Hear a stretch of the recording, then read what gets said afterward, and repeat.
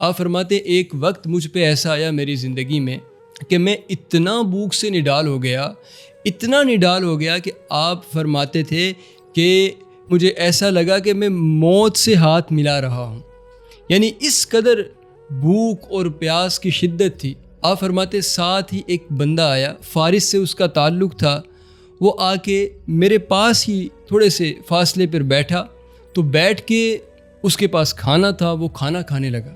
تو آپ فرماتے جب وہ لقمہ توڑ کے اپنے منہ کے قریب لے جاتا اور اس کو کھانے لگتا، تو میری اتنی بھوک تھی کہ وہ جب منہ کے قریب اپنے لقمے کو لے جاتا، اس کا منہ کھلتا تو بے قابو ہو کے میرا منہ بھی کھل جاتا تھا، یعنی بھوک کی شدت کی وجہ سے۔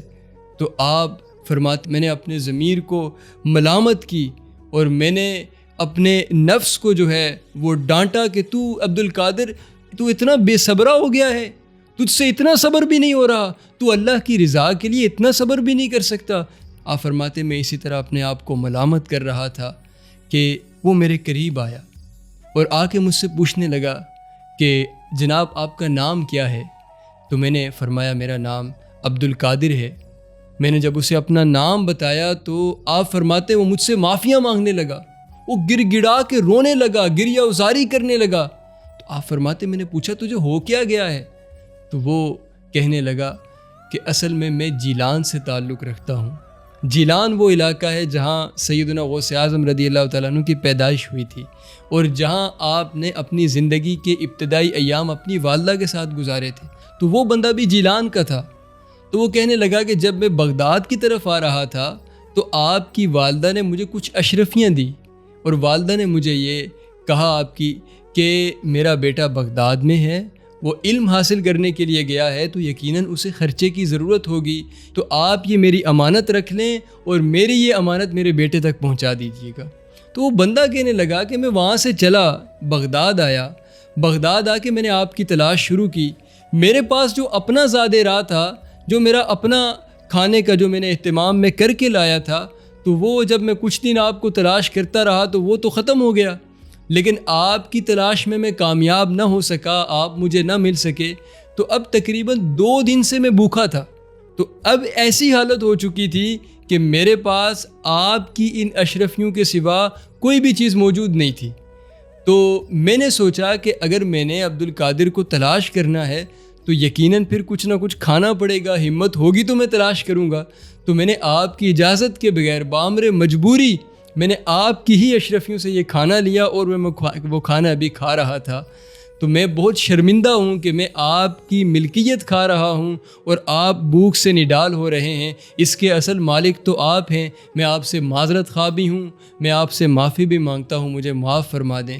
تو جب اس نے یہ سارا واقعہ سیدنا عبد القادر جیلانی رحمۃ اللہ علیہ کے سامنے بیان فرمایا، آپ تو لجپال تھے، بھوک سے آپ بھی کئی دنوں سے نڈال تھے، اگر آپ چاہتے تو آپ اسے کہتے سارا کھانا مجھے دو، بلکہ یہ بھی ناکافی ہے، میں اور بھی لاؤں گا، وہ بھی کھاؤں گا۔ زیادہ بھوک لگی ہو نا تو ہم بھی تھوڑا زیادہ کھانا بھی ہو تو ہمیں وہ تھوڑا لگ رہا ہوتا ہے کہ یار یہ تو تھوڑا اور بھی ہو تو اور بھی کھا لیں، لیکن آپ لجپال تھے، آپ کریموں کے خاندان سے تھے، ہے نسل کریموں کی لجپال گھرانہ ہے۔